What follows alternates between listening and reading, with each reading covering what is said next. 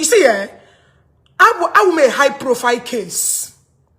I was a high profile case. People took advantage of it. Because people online, they are the more sophisticated, the more popular. So people ran into it. So because of my desperate followers, my desperate friends, people that want to have some, that they don't want anything to hurt Ogechi, they were throwing money. Imagine where I go. People on your reputation, I get menka, na I get menka, and I get menka. Did you understand what I mean? People were busy. Even mandema maho nozu buam puta. Some people gave him 50 million. Ndema did that way. Now I'm putra ka na enyem receipt. Are you kidding me? Are you kidding me? Because then my husband kept his associate very little. Because he don't know where information is passing. My husband was doing his own. And people, without waiting to hear from my husband, was eager, we are eager, throwing money away. Could you imagine that a fan of mine from London would need somebody 50 million? Without, because then if you send message to if you send message to Alessa will not respond because everybody we are protecting. Oshe, madam, go Facebook and call. Oh yeah, let me block you. Oh yeah, Otilo. Bye bye. You're not welcome here. I'm not here. See, what I'm saying is not for you to agree or to please you, but I'm telling you what is right and what happened. Whether you believe it or you don't believe it, it's none of my business. I'm not here to please you. I'm not here for you to believe me. I am not here for you to understand. From today henceforth, know the kind of people you keep around you. And your associate matters. Are you associating with gossipers? Blah, blah, blah, blah, blah, blah, blah, blah, blah, blah, without nothing to contribute in your life? Are you associating with people that only want to come into you to reap, to gain, and run away? Are you associating with people? I will tell you this thing for facts. I'm telling you this thing.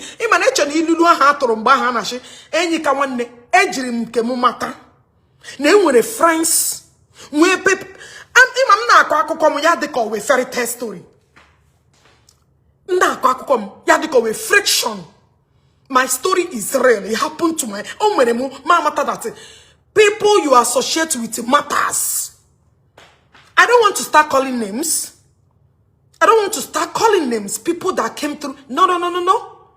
Even some top rank people say, so these people can even throw leg for Oge. You understand what I mean? People you associate with matters. Associate with people that will rally around you. Ya would ask him get friend of mine.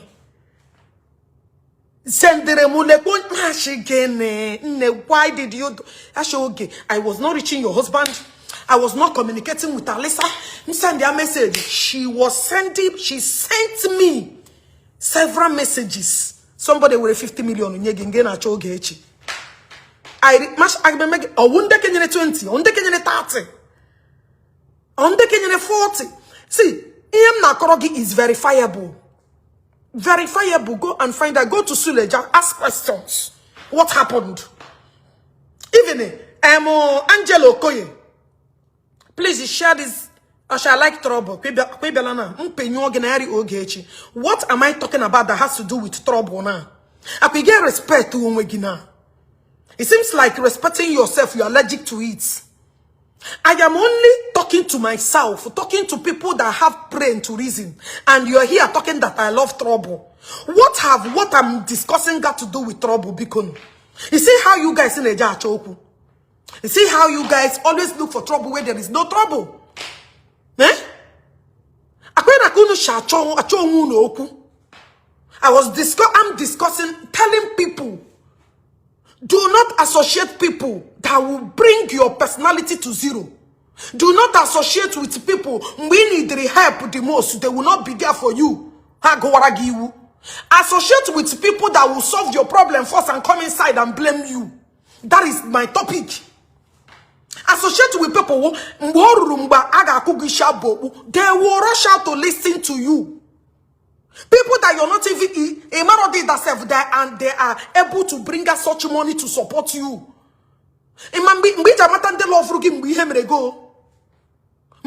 People that love you, have their interests at heart, people that have values, people that put interest. So if you like, mechana video where as ordinary video, I am telling you from experience. I am telling you, for one day, in prison. For one day, I was celebrated like a celebrity as a celebrity. Go and it's there. Call and find out. I was an ethical and for the first time. That was my forget about some people we pay bloggers to come and condemn you. Aqua bloggers 100,000. For you to the politician, I need to use a lot of our people so much. Your word, that 100,000 can buy you, 10,000 can buy you, they use you. They use you. And when they finish using you, you'll be the one to bear the consequences in time. Now, let me tell you how Nigerian laws works. As far as you have deformed people, brew their picture, castigate people, comment on that comment section to support that. This is when you also go to 10 years, you can raise that matter. You can raise that matter. So anything that you did not respond to, know that you are coming to respond in due time. You don't have to exchange words with anybody. Whoever alleged must prove, whether 20 years or 10 years. Imagine like a Nigerian system. Nothing you laid against someone who may expire. Also, go to 20 years, it will come to reality. So hold your peace. As even when you keep booking indirectly, without bringing any, but as far as you have attached someone's picture, knowing fully well that this is who I am referring to.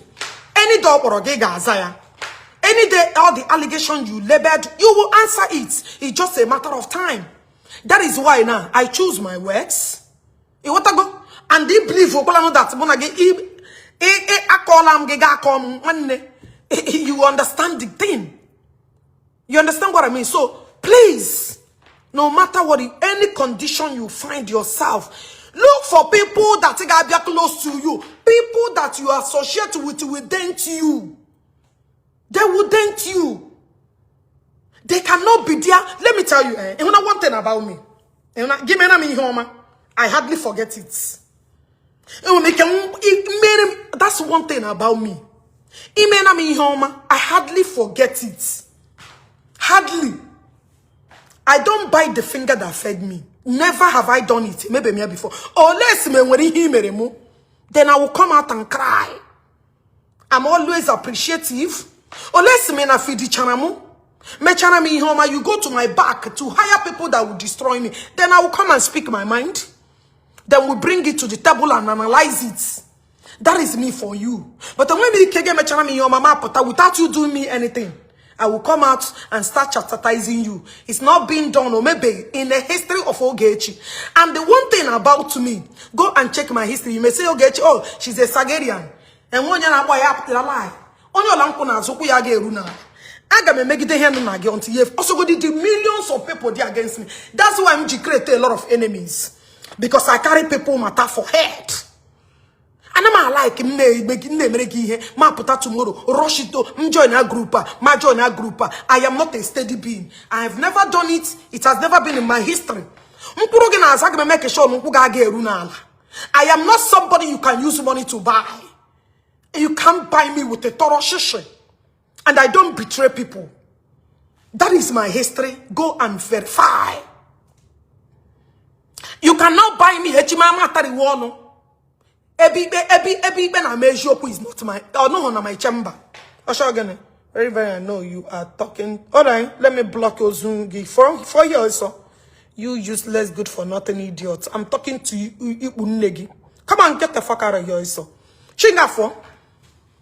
You understand? Let me even delete your nonsense comment. It's not worthy to be here. Let me delete it. Oh yeah. Otila. Shingafo. So now, what I want to tell you is for you to know people 1 naira can buy. Stay away from them. I rather stand with you, Meregi here for free, without you giving me a dime. I rather stand with you Meregi him mechana ya masoya full stop. Do you know why Mamuna and Dr. Fortunate did very close? Do you know why Mona did very close? People are mentioning, oh, Dr. Fortunate, they sleep with Ogechi.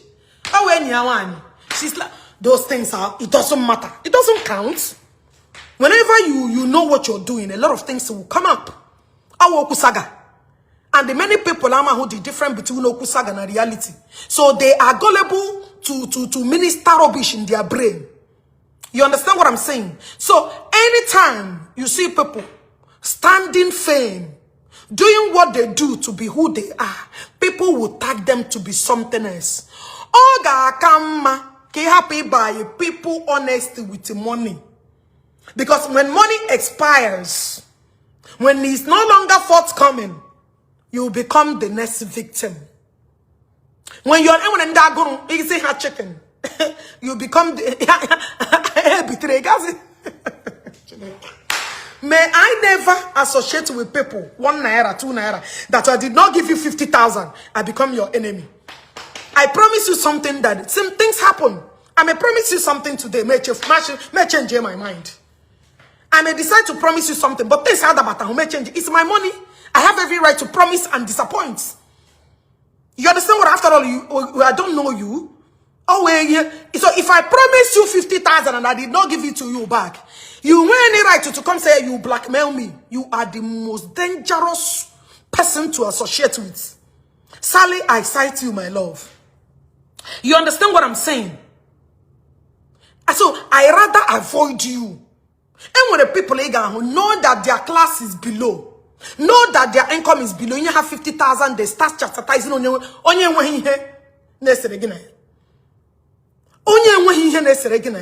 You did not have any personal vendetta against this person. Just because of Ashege. 1 naira. Let me tell you. You see, one thing you don't understand. Matter that. Oh, but I am lucky that 80% stood by me. But your own, I swear to God, they can't stand the heat. Matter that in that when you give 50,000, 100,000, and we hold the capacity to save you. It will happen at this blue app. Just to mark my works. The same people that Utorogi Gashigegen. I was lucky on my case. I was lucky. Everybody kwechiri. I was so lucky. Because you know why I'm telling you this, Nigeria is not only about money. You get money. Who people that will carry your matter for head. I'm telling you the truth. I'm telling you better. Today, go and write it down. Ogechi. Maka tomorrow. Tomorrow. Hey, Canadian authority, I cite you, my person, a lawyer for you. You understand what I mean? So, in this life, no things people you mingle with.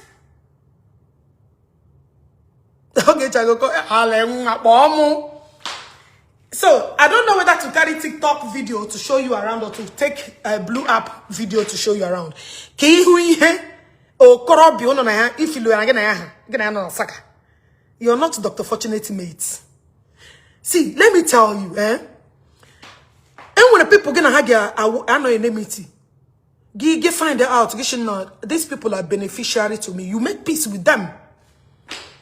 Let me repeat it again. I speak with wisdom. I don't just talk because I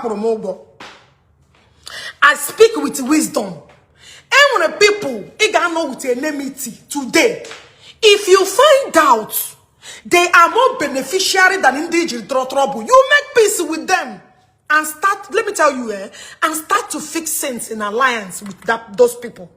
Now, let me tell you one thing. An idiot make your trouble with only get benefit something with. You will lose times 7. Let me repeat, let me rephrase it again. Because of an idiot, a nuisance, a promiscuous person, a useless person does not amount to anything. Because you thought that Onya was crying. Come with the help. Look at this rape issue that is happening. Very dark man. I just listened to the last record. Very dark man recorded this lady. Find out that everything like. Now, this thing draw me back to back in the days. Buying a medicine. Somebody made allegation, lies, false allegation. Some people did not verify. They dabbed into it. Let's assume now. Very dark man in Bidoro did not investigate. Nigeria did not rise up and start questioning this rape. This thing is not adding up. Many people did not investigate then. They dabbed into mess. Mess. Because of Guinea. A lot of people did not investigate. By then, they get shift from one when they meet with another person. I'm just using the incident that took place recently. This rape thing. This grape thing. You did not investigate. You didn't because of one idiot, one local idiot that lack home training, that her life has already been fucked up. But they took my destiny. We did not investigate. We rallied around because we are always drawn with fucked up emotion. Hey, okay, but I'm happy that Nigerians are standing up, reasoning beyond tears, reasoning beyond obrabramnike, reasoning beyond now this generation has beginning to break those yoke. Those stupidity we did then without finding out to thorough ask question, show evidence. You never evidence. Evidence is not by mouth. Give me evidence that will make me believe that this story you're telling me is the truth. I need evidence. I need to. Where is she Dubai? Is she China? I need evidence. I need accurate evidence for me to start believing what you are saying. But people didn't do it. People were clouded with emotions. Many people were clouded with also without verifying, without putting one or two together. What is the motive? Lawyer. Are you attached with this? Can I make up story to get sympathy because this person abandoned? None. We did not ask question. A lot of people dabbed into it. Gia, create enemy, create enemy, create enemy, create enemy. Now, those people you rallied around, they are now your downfall. Now, listen. A problem with people. I'm not blaming anybody because we always clouded with emotion a lot, especially we Nigerians. My sister, find a way. Reconcile with people that you will benefit more with. Responsible than people now things happen. See, we disagree to agree. Things happen. You now sit down and realize, nah, fuck up. Nah, I didn't do this right. Now, let me make amends. Let me make peace with the right people. And adjust all these things that I did out of emotion. It happens. That's life. Life will lead you to a place. This is not it. It's better when you have a problem. I find out that, oh, things went wrong. Now, I'm going to give you a peace. By then, you walk hand in hand and break many protocols. I prefer that. Muna again when a problem, but we misunderstood each other. Now we have come to realize that, oh, we can better things. We can fix things in an appropriate way. Things can be normalized. Things can fix. I associated with wrong fellows. People that cannot even come and stand for me. When I'm in trouble, people cannot even stand for me. When I'm passing through this, they want me to swallow my pain. They want me to dwell in agony so that they have their own glory. My sister, my brother, those people are not meant for you. They are the worst people you should associate with. They are the greatest mistake we have made. But people can realize and fix things. Like me, I'm a very open person and I'm a boy to grave. Lie. I prefer peace. He said people don't know. I love peace. I love unity. I love to see people smile. If I can take my business schedule more ke me nwe dorum na cho orum na maybe she may celebrate her sister Nkole. I once had issues with sister Nkole because of this mess. I once had issues with sister Nkole. Even to an extent, we threatened with authorities. Because of one same person, we went out of league. We said a lot of things. I said many detractive words. I said many things that don't tell no Gana's wo. But today, Sister Nkole has become a sister, not even a friend. Now I am in Houston to do what? To celebrate her birthday on the 21st of this month. And a lot of people will turn out because I'm here. A lot of people are coming because Queen is here. Or to tell you that that person you see as an enemy tomorrow can become your greatest supporter. Can become your greatest backup tomorrow. And one year that one assistant calling, we really went dirty. I said things out of anger. I said a lot of things that you wouldn't even believe that today. Namgano, otume ego, mama neje ego ke mwene Houston. Did you know that even the flights I took yesterday had issue? Let's the problem. Mama because of Sister Nkole Njaka here, no problem. But all these things are the sacrifice you pay because you realize the truth. You realize the truth because some things will bring you close to your enemy. When you hit your enemy, one or two things along the way will drag you back. Yeah, would say no that person is your greatest enemy. Also, here with the zero close by then honor that all these things that brought us into this mess, it does not worth it. It doesn't worth it. It doesn't worth it. You feel me? So now I'm here because of again a big time. A mecha report. I got police. I get woman. But today what? She's my sister. And many people got there because of Queen. Why get me back? We are too hot. I'm in Houston, Texas. I'm in Houston, Texas, baby. You want to go? And I'm here to celebrate an enemy that became a friend, a sister, or to tell you the kind of heart in women. I bear no grudges to my grave. You want to? Who brought this man up? Because who accepted you? Hold on. You don't relocate, go heaven. Yes, so this is heaven. Look at me. Living my heaven. You see me, baby? My baby. Doctor. I beg novice. You get children.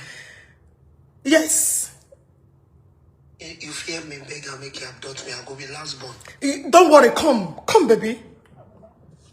Don't call me baby. That word defends me. Come, baby. I'm living in paradise in this world. If you see house. Don't if you see house. Oh. I like video when they show that house. Me, I call it. Oh God. What you I do, God? What is my open all the prayer when they pray? Open the Father, break on the yoke. Break on the yoke. On the yoke. Prayer is the key. Prayer is the papi.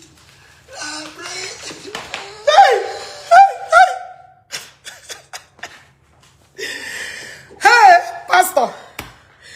Pastor. Radical Pastor. This guy, that doctor now, if they break, he go just tell us, say, God, I thank you for today. I'm telling you. Good health. Give me long life. That's the doctor, the only long life he dey request for. Even if you see my own room where they give me, Mommy, did you hear me? I mean, let me collect money from you and make you send me market go drink beer to be. Okay, I will tell. He's at work now. I will tell him when he comes back. No, don't tell him. Use your own money. Should be you will tell him. Use your own money. Use your own money. Send your own personal money now. Transmission is breaking. Father Lord, every financial debt here I release that. Every financial. Anything that will make you to ignore me financially, must go to your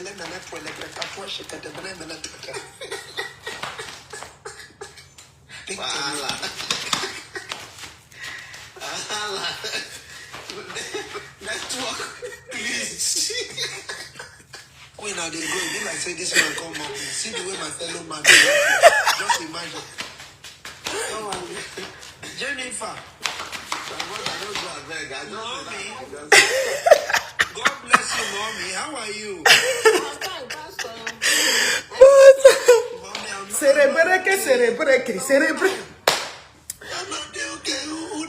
This pastor for the And you know they collect time for your church? I don't know. Pastor, make I show you house. And they collect time too, boy. Be like Pastor, this time for my members. So. make I show you. Pastor. My brother, not the baptized. They take the make Pastor. Pastor, they look house, so they look house. They look house. They look.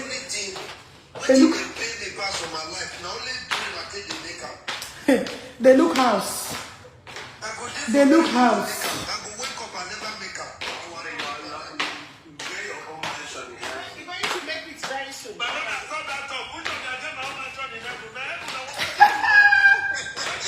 They look house, so I don't want to enter where I go enter.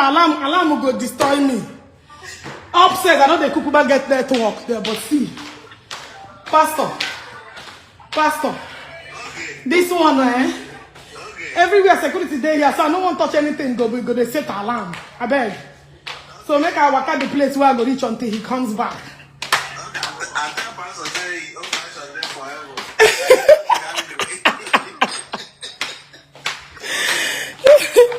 Pastor, what did I do you? This man is your platform, not the man don't wish me well. Why my this thing got dim? Don't be waiting Bible. How you go tell me say my mansion day forever? What you do it? Why my lights? Can't they? Okay, make I see. By force. It's brighter now. If I Muslim people, they go tell you say you go get like 7 virgins. Which virgin? Virgin. Hey! Oh, Pastor have this. Who added this man? I don't even want them. Who added this? Nana no say. You get where you go. You get where you go live. I was anchoring a very powerful program. You carry your wahala come here. They look old. As you enter this house, you look younger.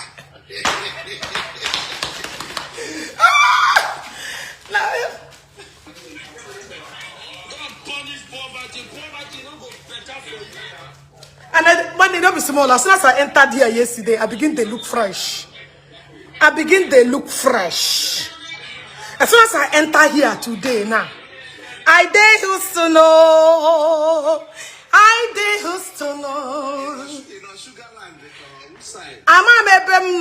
I don't know where I am.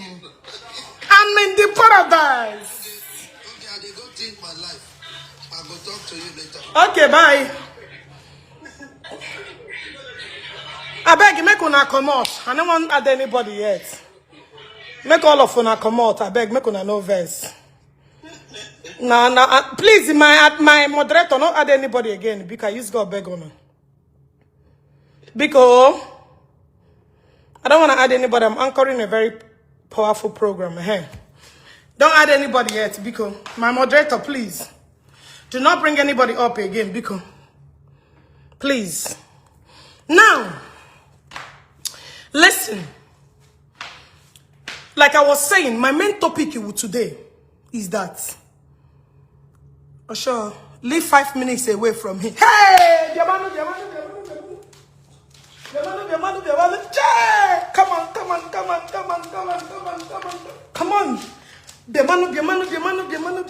Come on.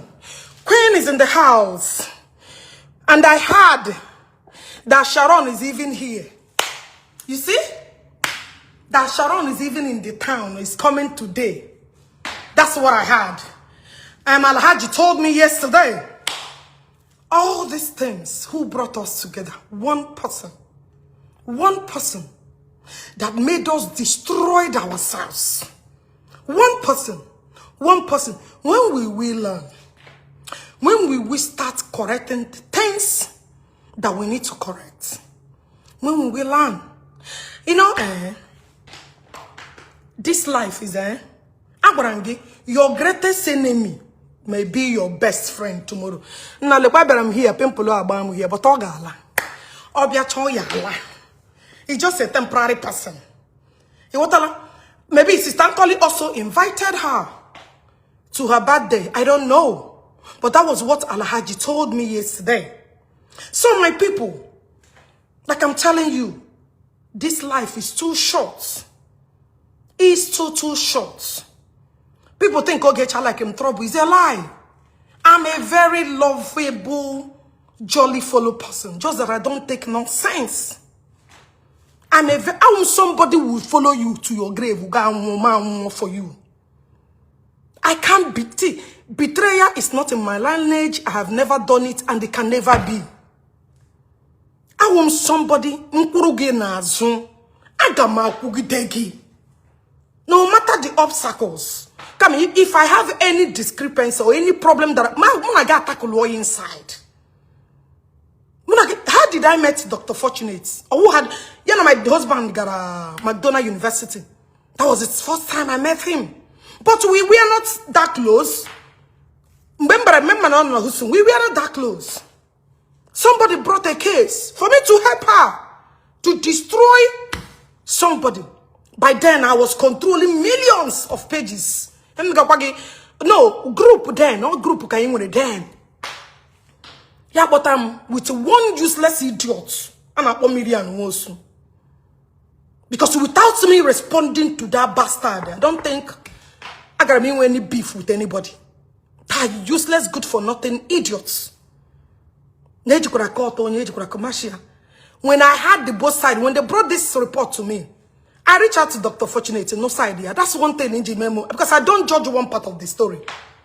I never judge, and I'm a mayor. When the two sides, I'm not involved.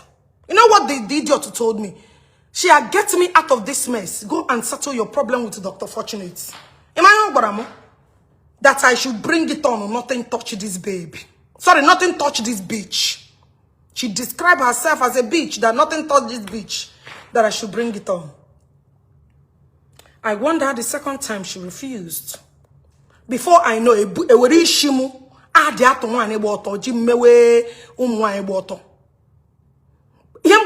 true life story. I want to put this thing direct to you. You're controlling people, believe in you. People are not meant to be convinced that in how AI. People believed it. Oh, get your so talking to password and you follow you.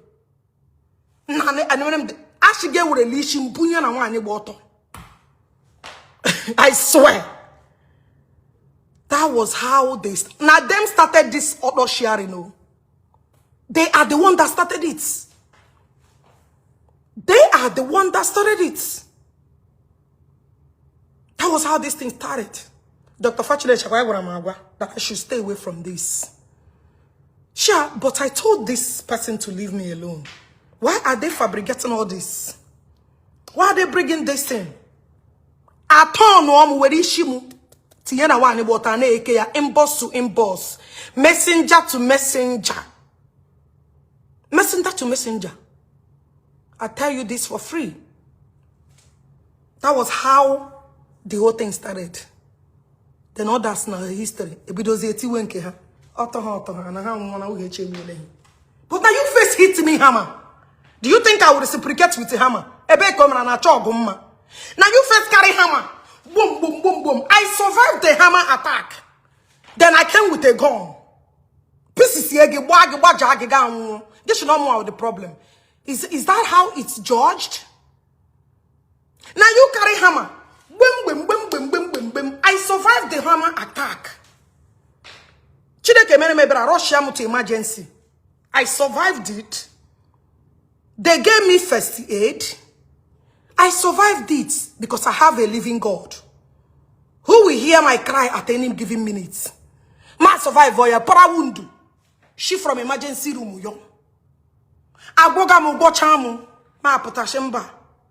Always that a payback is a B word. When the man parebe, without knowing where you stay, parebe,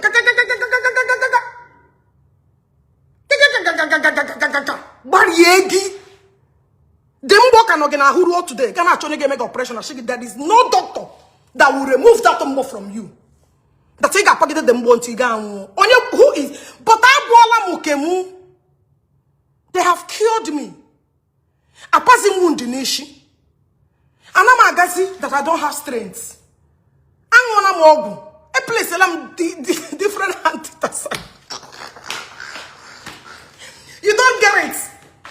I survived. Then when about which I make the surgery that you carry it for the rest of your life. Then who is to blame? Who the fuck is to blame? Me? Or who will first of all attacked me? That was exactly what happened.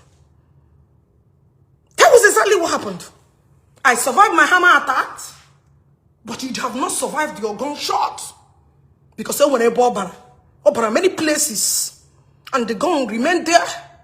Actually, if you put surgery, if you put you out, or one. Did you get it? That was exactly what happened. So all the gun no name ahu na ekuzi okwu na the mkpuru egbe no n'ime ahu enwe ba ga eme the surgery. There is no the most expensive hospital in America. Ashe enwe ba ga eme ya. So you see it. But when people are making ministry ban opi ubogon because anamadi yes, they are all the same inflicted pain. I can't take pain because at home they're allergic to pain. That is why anytime he made them 3 days to punish me. I got me bigger. Yes. So that is the thing. The reason why I'm Jigwa get this thing now is for you to put 1 or 2 together.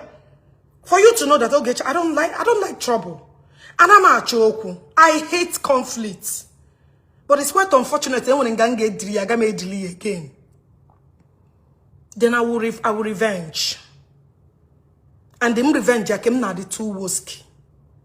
My brutality na the 2 woski. That is why 1 person can't stand me, 2 person can't stand me, 3 persons can't stand me. 4, you have to be in group. Because I'm a G wings. But I thank God for saving my life. I'm no longer in saga. Here I know to bring positivity into people's life. That energy in the Tigana saga, Mtigeya na many places. Mtigeya na many places. Many lives will be changed. You want to go? Many souls will be touched. So I decided to not to add all these things anymore. And do better things. You want to lay my hand a direct issue or because of somebody lured you into mess. Lured you into mess. Find a way and reconcile with that person. Work with them. Let people say, wow, so here we worry. You understand what I mean? There are things to be corrected. We all make mistakes. We all make mistakes. All of us make mistakes. And we realize it and we forge ahead. Those you call enemy will become your best friends. Will become your spokesman, your spokeswoman. Where you didn't believe that that person will carry you along. I'm in Houston, Texas. Are you still asking me where I am? I'm in Houston, Texas. No, rooms everywhere. Even my own room. Hey, somebody, one very from TikTok. Yesterday I was on TikTok. I was showing you this. I show you. No. If you no go hire expensive hotel, here wo your moki bego. Sorry, here wo your money wokibo. This is not hotel. This is a house. A house that look like. I think I'm not my house in Abuja. People so get you in hotel. Sure, yes, I don't blame you because you know why. I don't want you to overstand that hotel. That's exactly what is happening here now. Even at that time, about video. What of our houses? People should order a hotel. Look on. Yes, it looks like a hotel. Of course, all the standard they made in the house. You want to go? Because people will say a lot of things. You remember Mbana said, Dr. Fortunate, now what's happened? Onye name Holo is living where Olo. I think the first time when I visited Houston, that castle Ulo yapa mana tenant bidia.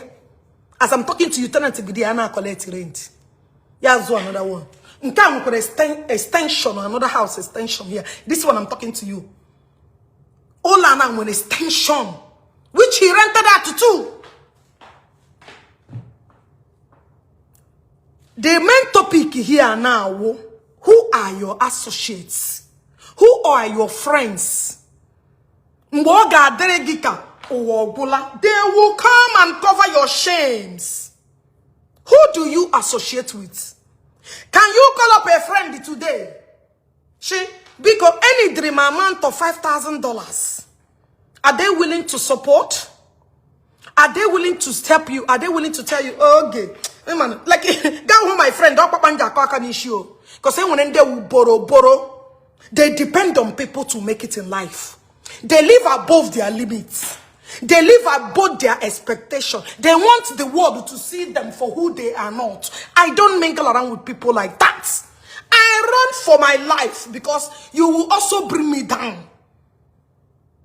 I told who to grow. I want somebody that I will grow with. Let me repeat it again. I don't want somebody, my grandmother.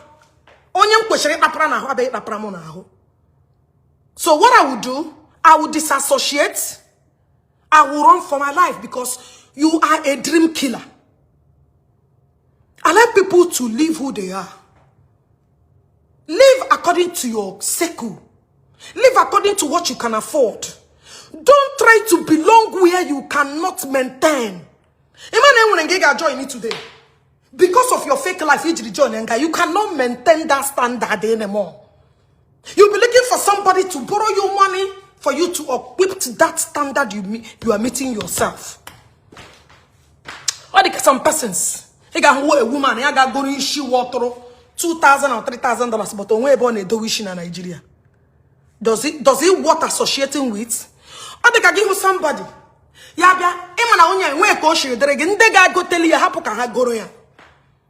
Leave them to acquire it, lead them to buy it.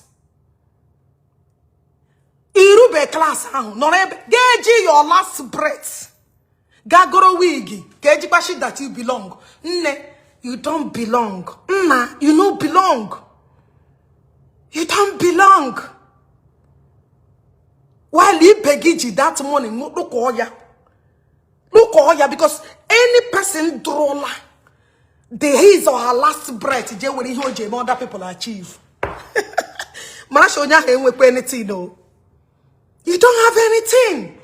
That's why some people say, fake it before you make it. How many people faked it before they made it? How many? Keep using a slogan that will slag you for the rest of your life. Keep using a slogan that will destroy you for the rest of your life. Build life for ya in a good position. You will destroy yourself. Anything they want, they wear. Don't look at, just appreciate them for who they are. Just appreciate them. A woman, a connection. Maybe she's lucky to have somebody they pro. Compete with her. One day, you will draw close to your grave before you know it. You will draw close to your grave before you know it. I swear with my life. Time the natural pattern. Or two Ogechi the natural pattern. Many women I like I'm a ring light. I'm not a ring light in my video because ring light will brighten your face. I don't use ring lights. I come out the way I am. What are you hiding? Now I got my Texas. People got home come there. So why am I faking it? Why am I trying to fake who I'm? I'm a not the canals. I don't like it canals, but actually when we can't get canals, I can't party. And I'm like all these things. Like me, I'm a very where you get where I'm not chileke. If I get I don't allow these things to confuse me. Because when it comes to investment properties, then you knock on my door. I'm gonna go romance. I will feel that's it. You will keep collapse. If it's some of the investment in impossible, then people should know, hey, how much no dollar? How much with the house? Since today, I hope I'm with dollar. Allow action to speak for you than for you to paint yourself to become who you. How much I've been posting. I never see anybody that come out and claim that okay, this shit belongs to me. This shit belongs to me. I have never. But I posted it, reposted it. Always put dimu. Ewe put dimu. Oh, I don't like hearing them go you anywhere. Ndeke me post by force. Akara me post go drin here araba wonu. Oshekwe, please oil that your wig. Wig fine for the party. You are yeah, neglect when the week of empty week, on now, whatever. And on this that day, now my heart can get we are biao. If it's a day, we can get week that day. And when me kega home with my cowboy cars, because I know how I get at the party. It may see me not to wear that wig, or I will wear it. It all depends. In my anime, where they go, let's assume now. I want to buy a wig. I want a wig in the 500,000, okay? And my anime would go wig, genuine them madly. So tell you that those things, it doesn't matter to me. Anime would go wig. A go let's celebrate my birthday, almost 1 point something million. I could have used it to buy wig. But I would have Meganian Degen and then it really help. Those things, it does not trigger me. I prefer to be natural like this than use that money to feed someone somewhere. That is me for you. So, so my dear persons, know the circle of friends. That is why now I choose people to associate with. I told me, my case, it taught me a lesson. My case really taught me. Because I my case, is too sophisticated. A high profile case. That means only all I'm like this. Yashi, money. Every case me a high profile case. Even Angelo Koye case yari the way came up a celebrity. But to my own baby, I are too bloody. But to your lip put one year when everybody have case na game. Egana, what do you gonna air like this? Manajo. What is Amadimi him against side? But I knew that those what dresses that person no get. Now how body case here before? Now how many years he had on here? How body here in Anebu battery, anebu battery what dress those what dresses. You know everybody we are enjoying. To an extent in that talk I'm like ba share the play on the so no talk I'm no I swear. My case touches a lot of people, favored many. Do you know how many lives I touched when I was in Suleja? And when one woman I just released here, now more than Tiliana and Mayolo. Na Abuja. Oh, more without me, now how can you homeless? But I did it inside there because I know Munga. So the thing really touched me. I said, okay, one year is going through this thing. The woman cried bitterly that day. Go and VM now back the woman, Madam Abigail. Madam Abigail, she was released after serving 3.5 years. She was released this December, last year December. Go and find out. I paid for 2 years, 2 point something million. I used that money and rented a house for comfortable 3-bedroom flats. The woman I put on her everything. I don't want to keep that relationship because of the past experience. Amen. I just want her to go. I just want her to go. The day people found out him married that woman, everybody were shocked. On them bell, on the 200,000, on the 10,000, and I'm going to go far, and I'm going to go above. Yahweh go, people were bringing for me. Nimenga. People were bringing money for me. Much okay. To an extent, I report on my emergency search. I report on Nanto were over 5 million. I report, go and find out. And we get the emergency search until Meshidi Allah. But thank God for some certain persons who knew that I was doing favor and decided to protect me. And the money goes to everyone. The man them bid on a little business inside there. Because they sell to survive there. If you don't have it, you are gone. Go in my anama like go and verify. It's verifiable. It's verifiable. A woman oh no, there. Majority of them they follow me here. I'm making up stories there. Go and find out. The woman, and as I'm talking to you now, OBA house I rented for her and her children. Now, Abuja, they are doing little business to get themselves together. But I try to make keep that relationship because of my past. Okay, come on, you go, I forget you, you forget me. The woman in Bello, because of our widow.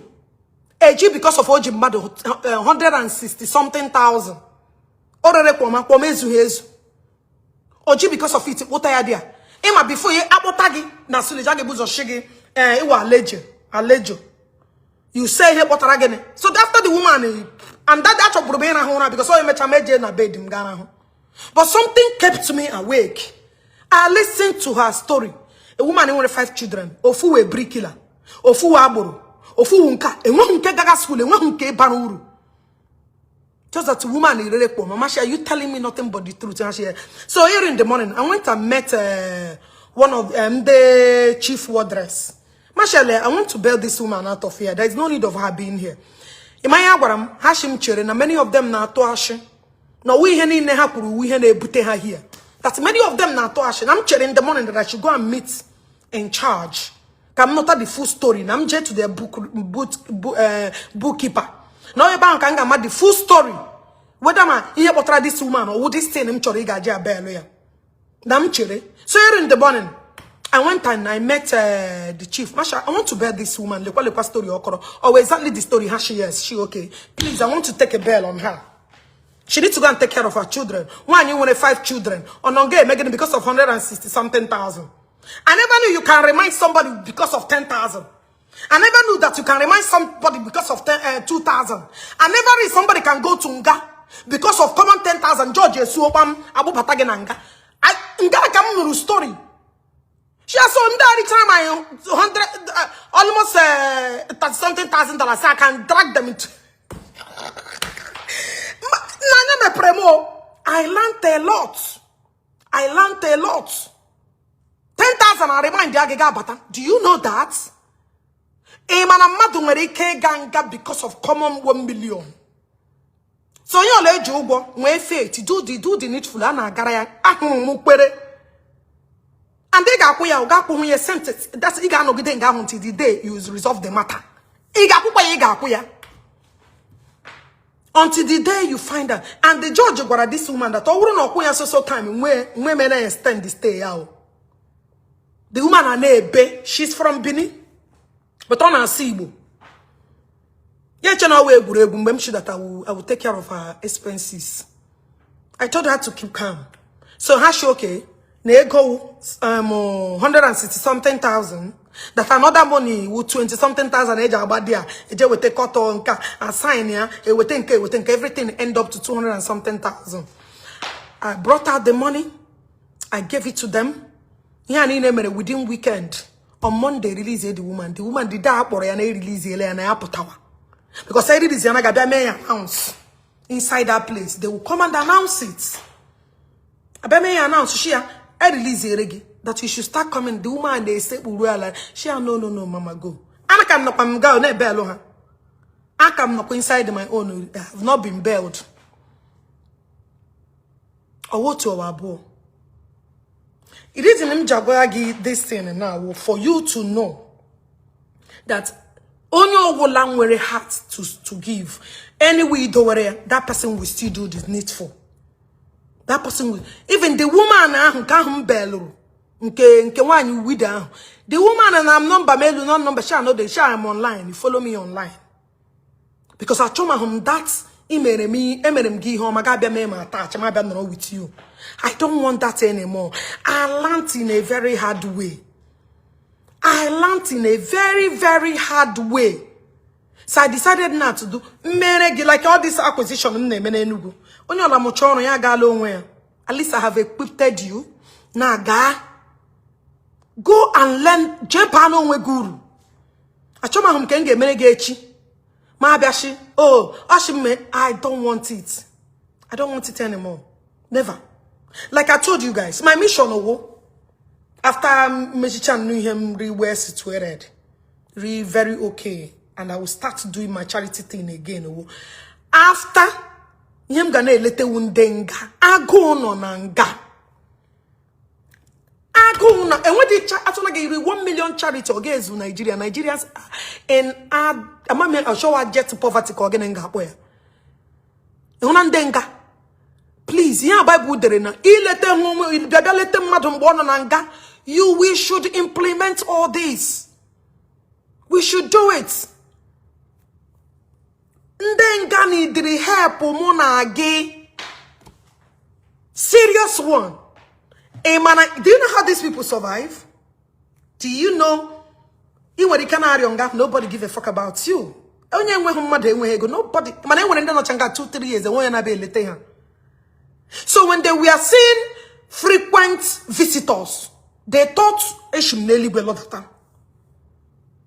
Even when the family got they go once in a month.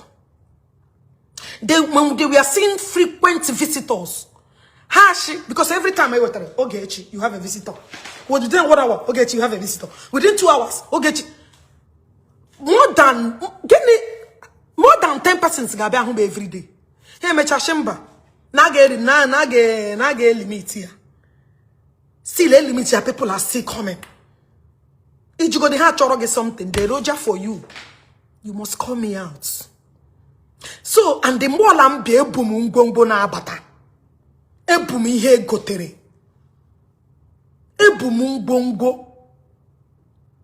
Ebum special order. Iman na akoya de ko wa akoko. Ebum mo enwere mo kezi ana akpo ya dig freezer. Ke ana akpo this coolant something and cool more to marry anything if 5 alive everything barakasa. The thing na bia but ana ma eji 5 alive jiri ha na pum ofushi ngwere na one. Ngwere one word. People rallied. No can Anna and when one top person put on one day, I shall get your yana boy. Mashi hello. Yashi money na ipuni I was shocked. Yashi yes, na special provision that nothing will happen, that everything will be taken care of. Make no way able. I don't want to go further. And what I give you true life story. I never knew that such dignities watches me. I never knew that they were even special order. Man, I'm in charge. But no. We are going out of our league. We cannot be bringing all this here for one person. They had to curtail.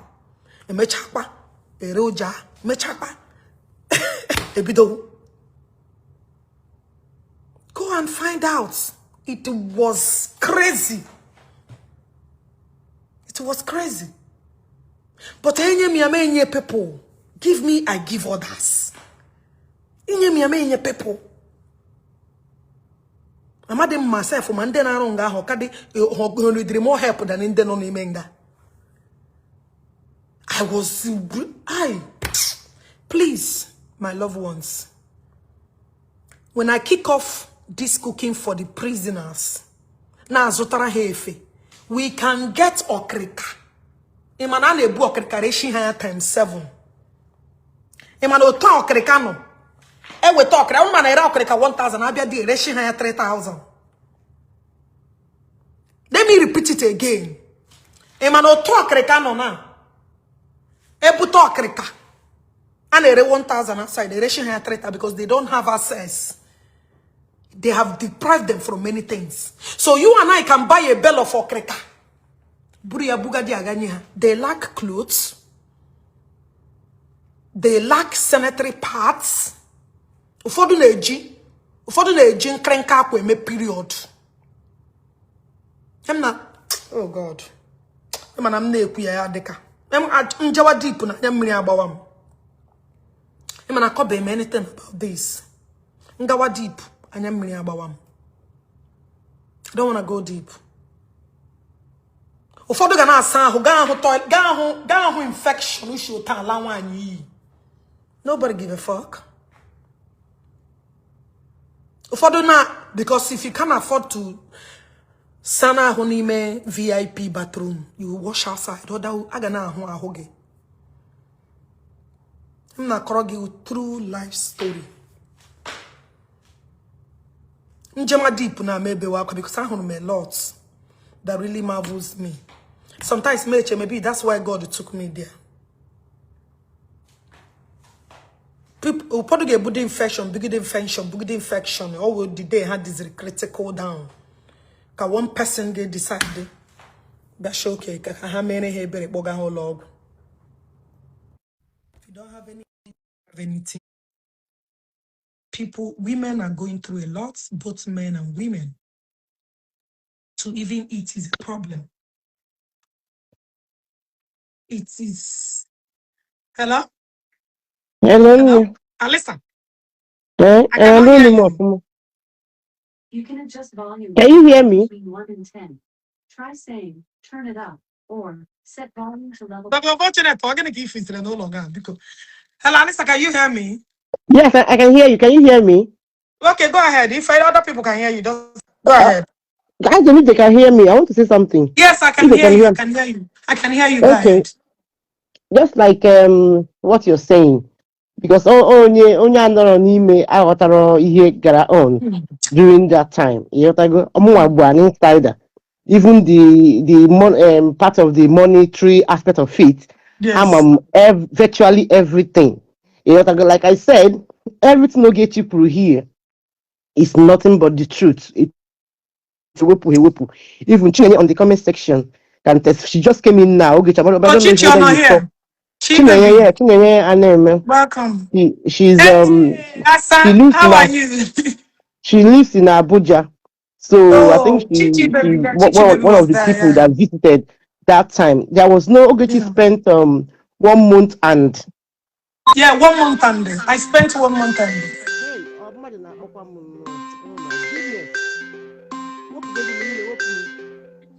my husband.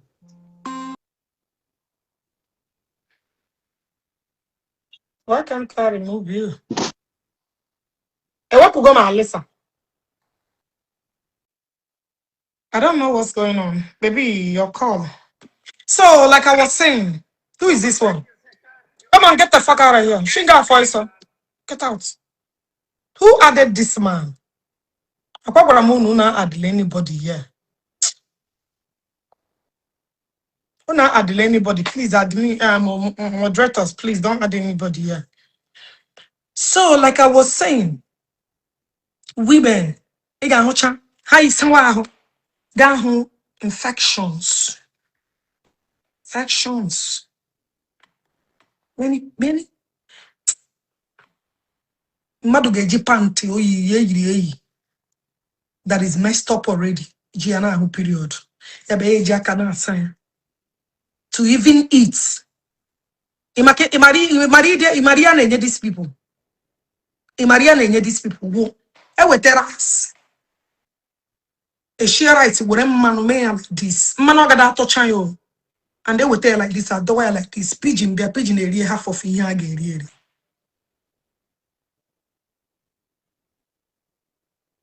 Mike, I imagine my life program. Hey, emega mo ihe na. Michael Obio, my president. Yeah.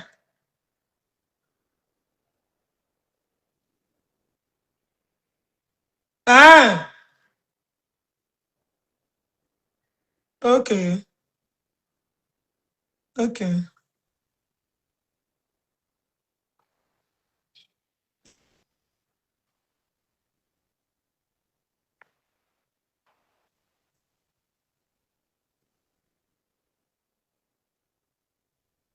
Alisa. Alisa.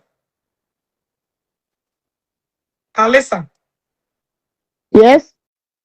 Ha should not be you go put that out. Help you with that. In a name, You mean I'm how I don't know. I should not be delete you the go put that. delete the Eh? video. I may delete here like a one Okay. because in delete here now they will capture it or no put that. So Igaga, imagine game, Mm, mm. Igaga na all that ocean not true. Okay. Because in the comment section confirm one and you your putter. I don't know. Michael Obi should not the king your putter. Oh, yeah, but I your program. One lady, one. Eh, when on your but her face it didn't come out. I foresee when there's somebody not there. Oh, somebody but one black girl won't follow. Yeah, one black out Michael Obi. I'm sure now we are. Chidema is our call. Hello, my love. Hello? Huh? Ah.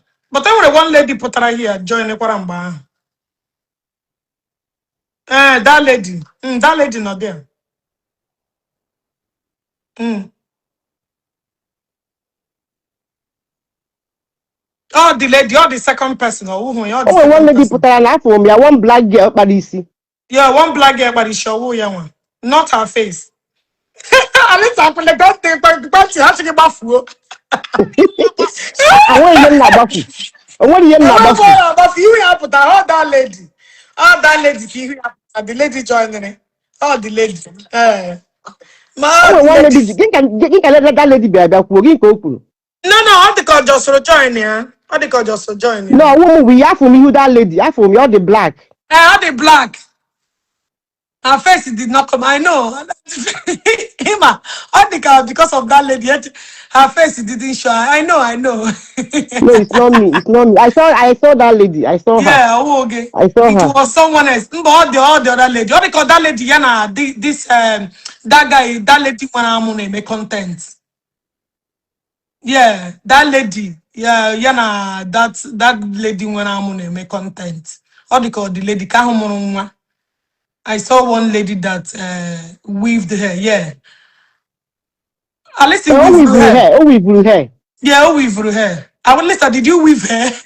No, I didn't weave her. I didn't weave her. She see Mike. You see Mike. You can only offer. Only her weave. You can only offer. Can weave from her. Michael, okay, okay, for say, okay, Michael, I didn't correct. Don't you know who the lady weave No, her woman, hair? we are. Mike, have for me that girl. The audio G. Oh, we through her. I'm the request again to join. No? Me request here again before I dog van oh. Me Request request you here again again. Be before. what? Mmebia kwa na ha na-achọ m ka ha kugbuo m ka nwụọ. Cynthia Nemo, Cynthia Eh, Nemo. Alisa stop. Achọrọ m add gị with your page ọga ahụ. Nne request Abụ m. request Alisa again ọ stop. ga-adọkwa m You otoba guys nwa. putala. Alisa stop. Nke nna m ka ha jide m. It was when someone joined, but not I know it's not that lady. That lady joined. Alisa. Enwe one lady batara here after Alisa That lady batara. join kwa back now. Ha ga-adọgbukwa ya o. Okay. Let me preach what I was saying. Yes, So, go ahead. Oge was saying, if you're not an insider, you not really relate to what was happening. I was an insider. Even the monetary aspect of it, I know Yes. every goddamn thing. So, at a point, you are not going to be near Chukwu na mmadụ ka na-ekwu ihe a. Maasị Oge, because in that village, don't wear time in Anna, but we do talk. We do Yes. talk, But the way Oge si ya anaghị ego. Na ego. Amasị nwaanyị nke ya lụwo ndị masị ya na ị na-enye nsogbu o ị na-anakwa ego kedu ọpati ka ị na-eme n'ime Suleja Also, okay, just one get that, one get, because they go to too much.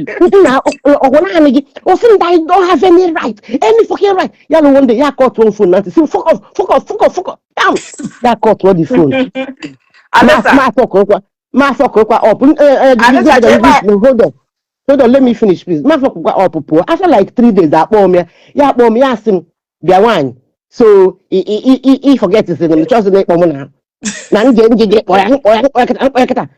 My boy, my see a question fuck off. When he can fuck one up. Then we started talking again. Then that face Ogechi did not tell me what she was doing with money. You make it anything. You no. We'll go. Go. It didn't make any pressure on me. Get everybody around. So yeah, be the one day. Yeah, the thing about me. Yeah, be the conversation experience there. All the men were John West Yogi. Keep on me. He go and me prison. Yay! Onye jere ebe ahụ na-emere charity. Jere ebe ahụ na no nkịta gị ka go put me before, but mbechasị ya but ihe ebu ụzọ pụtagoro na-apụta wechewe onye ine you're dying, you're not even okay. Gị na eburu problem onye ọzọ. I was just being selfish about the whole thing. Mana onye na-emetara ebere na-emeri because because I can now relate to what she was going through then. She was with them. She was feeling their pain. I'm telling you. I was not there. My own Ogechi put hey wo Ogechi na prison no. Alarm alahola. Guchikwa alahola. Only open ano na conference call. Ogechi na ego. If you don't make the Ogechi cut them off, you can say biko nke anwa we go welfare. Nke anwa we go Ogechi. Yeah, amazi mi ihe na-eme. Ozi mbo so umepezi open we gwa m.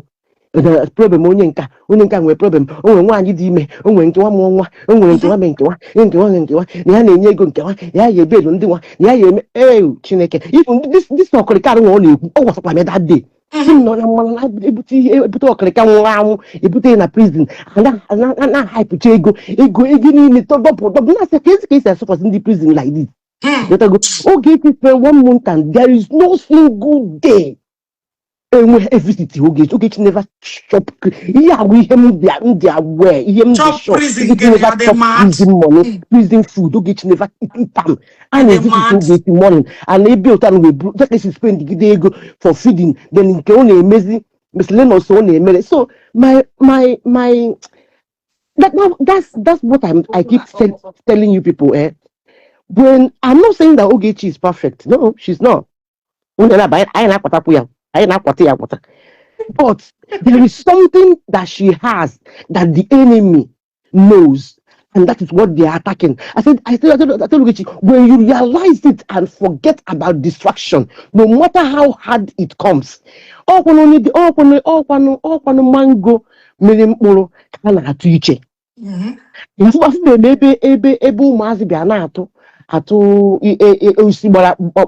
isi dị dry iche no nke a mere mkpụrụ ka na-atụ iche. There is something I see in you when you realize that thing. Imagine you got ignore every distraction. Maybe that this thing merenu is the way God. And we can have there is something God wants to do. God wants to bring you back because there are so many lives you would have, no matter how small, there are so many lives you would have saved. That's out there that you would have used your voice because you got the voice. No matter how they try to suppress it, and He wants you to use it. That's when they say, forget every pain, forget only put them aside and focus on that thing. So that's all I want to say about the aspect of the because I'm an insider and Nandi raised the part of the money. Most of the money stay for we may in the miscellaneous that woman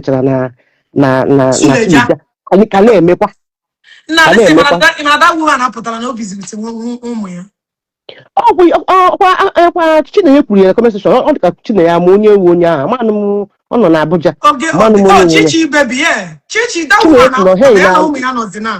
m rentiri ụlọ mgbe ahụ ọ sị na hey so mommy Abigail apụtago na ọ dị very happy because this thing will be listen now, but this is China, not China, naga. Chinuba, Chimba mere bad day, Chimba China Bugara Harais. China Sunday Bugara no Harais in Asuleja.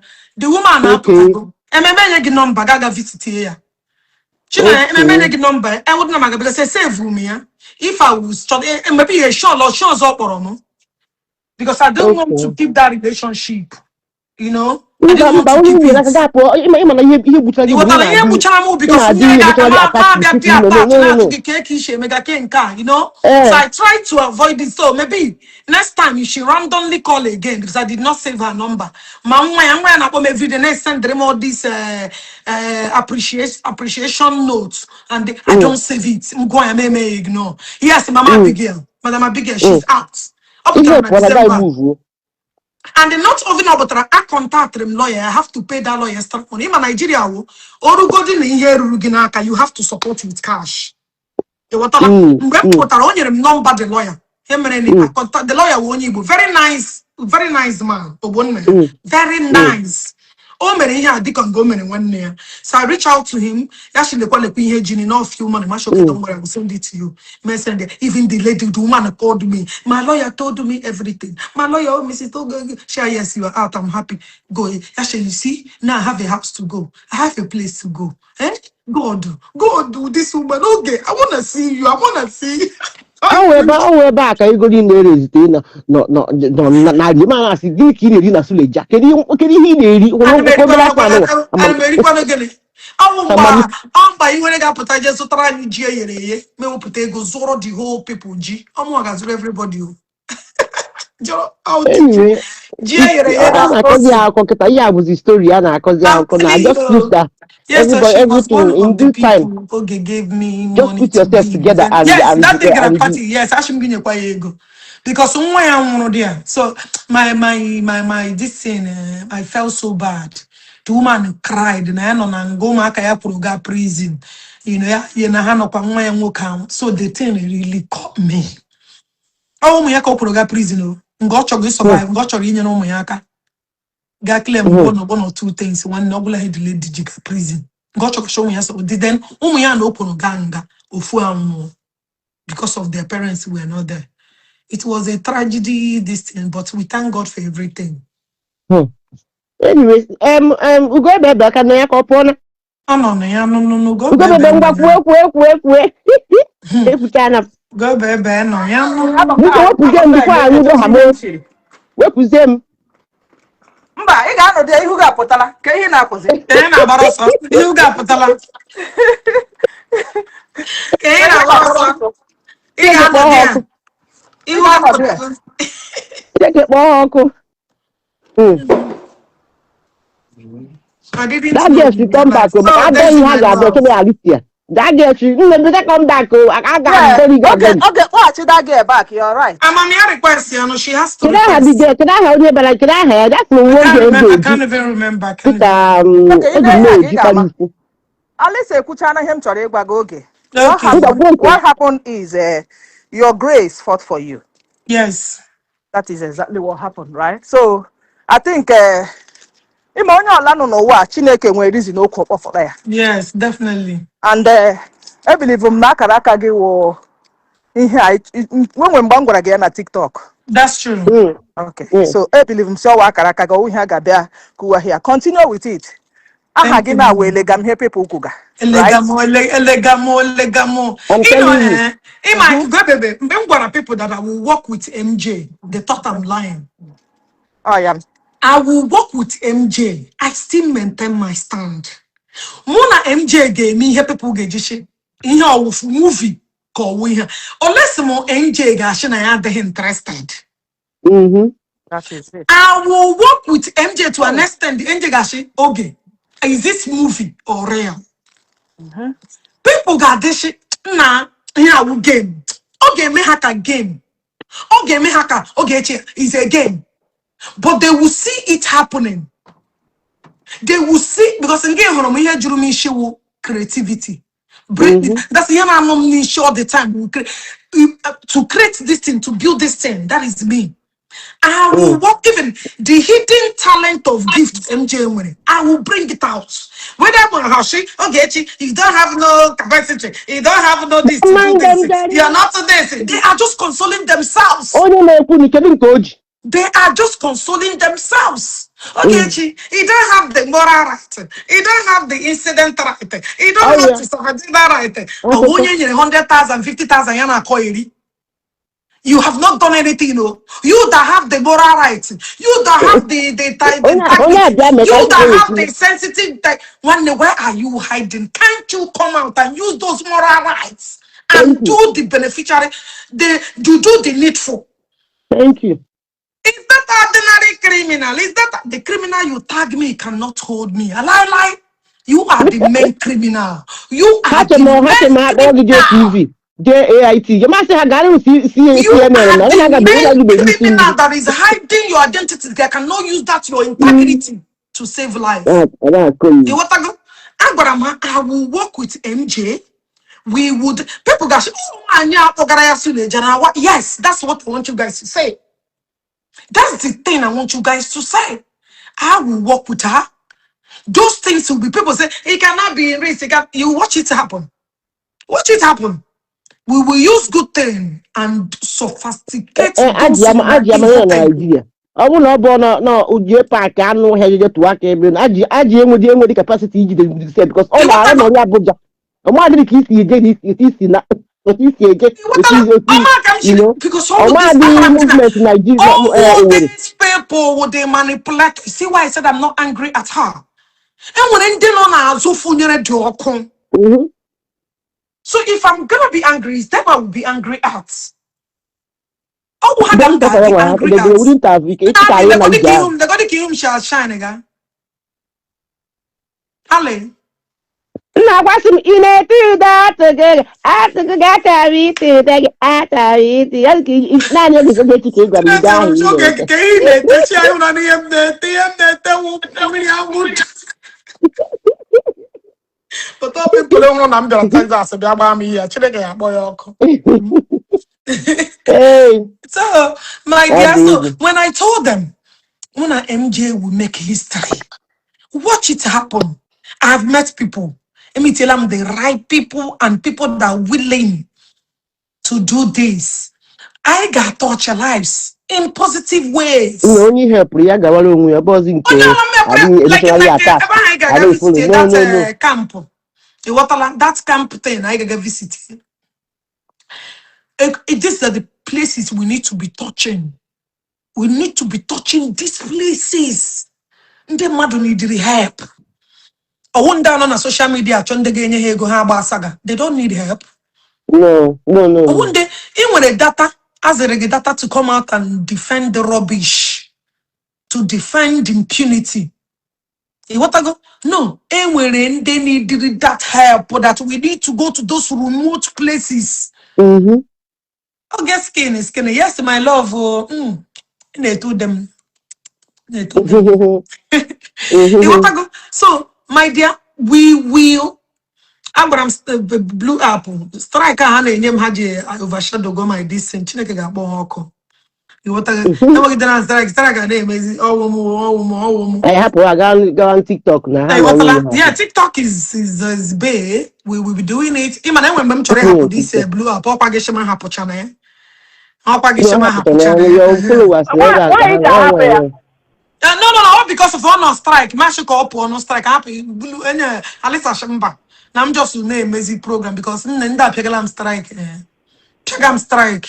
Ndị obi ọjọọ. Don't be just post your video. Onye Ya na-atụ video na mekwana report. ihe ahụ mekwana ihe a kụzikwa onye ahụ etu esi eme mba mekwa dị Hi. nke ka anyị ka ihe esi mba For where? onweghị ga ka esi ekwe ji ga ihu ji ịchacha ka nkịta asị ya You n'Igbo. guy who guys. Ehe ji ịchacha ji mahamụ just kwụrụ nọ stagnant ị na-enyo chọọchị ebe ihe Johnny criticize get ebe destroyed. mistake as if you are perfect enwe nọ ndị oshi na ama ọrụ nwawo ya. That's them. But it's Na ya okay. bụ ndị ihere ihe onye biko. We don't really care. No matter how long it takes. No matter how long it takes. No matter Now how you long never it want takes. concentrate. Oh, you just now, but now you never want, No. I want to you concentrate. know. Can put your chat things in order. You know, I lost a lot of things that year, Mm, so I need to put mm, things in order. We will be back yeah, again. As far as life, in my got stop on this thing when we don't have life. But as yeah, far as there is life, and when BG there, I did late. But EGB there will be life to touch. There'll be many people yeah, that need you. So what I go? So yeah, we'll put everything in order. We will come back in full force. Nothing will yeah, stop us from doing charity. Charity yeah. is what we are born to do, and we continue to do it. And what I like, we when I Mm-hmm. start now, you will see people that show okay, and when they need motivation, and when they need for Oge to start, we are there. We will support, and we O will do nwere it. ndị nidiri ụdị o nwere ndị nidiri ndị otu anyị na-achọ di a na-achọ di. Now listen, Egide na get out. You have been captured. Him and all here came that widow bịara na nke anyị that time. ọrụ ikpu ya Olo, akụm mkpara n'isi. him and him one widow. Each other that widow. Kaim, Ee, it up the same way, but the lady ọ join ya the ka guy njisi join. ya batakwa baaki o maka na anyị I akụ don't ya even know mkpara you join n'isi the o. buy. Only the lady will blogger too. She will use her own blogging to be blogging. Okay, you be blogging them. Okay, no problem. The mother lady, you know, you make content. You know that guy, that bubola. It's a Ah, mother okay. lady. Afụrụ m It's a one black mother girl lady because ga-ebutere ndị Hausa. Ọ dị oji kpara isi. yeah, the Afụrụ m ya na. OG, they come when Mm, younger. What I like. yeah. At least it will not look the environment together like that. It be Nigeria, it be no, you live in Akpapụrụ m isi sef. Akpapụrụ m isi. Ipakudishi, Okay. Ipakudishi. Okay. Eh? Biko ele mgbe ị ga-ebido matchmaking, achọrọ m di ọhụrụ, dis ma ọbanye aragbuola m. Ale ma ma bido oke ya nwoke. Achọrọ m ịlụ di ọzọ. Yes, Biko, At least ọ dị Benaja. mma ichenji edi biko. adịo. Uge Benaja. Eh? Ibi ulo Dr. Fortunate gave. Are you serious? Hey, I'm coming. Ugo Benaja. Wish ama m na ihe mega ana m plan ya plan. Why didn't you Otu asị. come? Oh, baby, it's not too late. It's on the 24th. All aga m plan ya plan. I plan ga birthday m on the 26th. Uge baby, Ibia Hey. castle. Iyawu castle. Ọ ka Ahụna m amụ na ya na-ekwuru na ahụna m hụkwa ma ọ na-eme vidio na ihe niile. No, give me on okay, ma give me na camera. You go lost for there. Or you need to come. Come.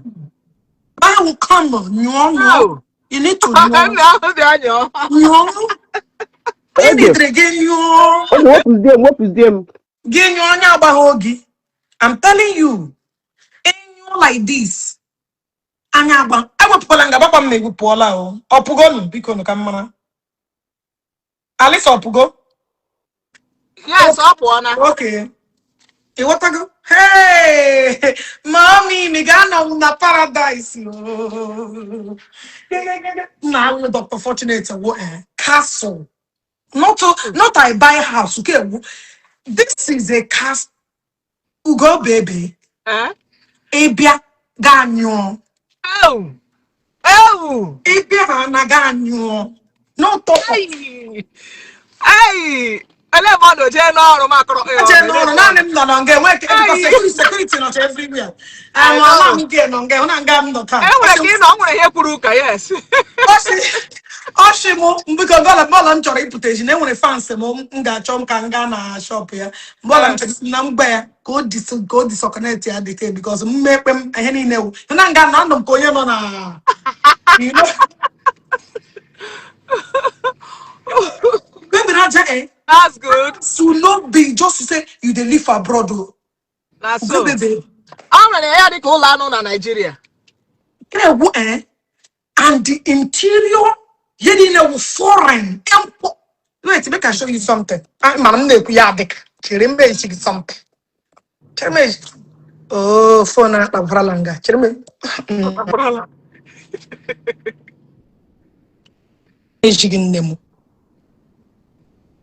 The interior here will import. Now, just anyhow. When I listen. Yeah. Sorry, my mala. Lekala.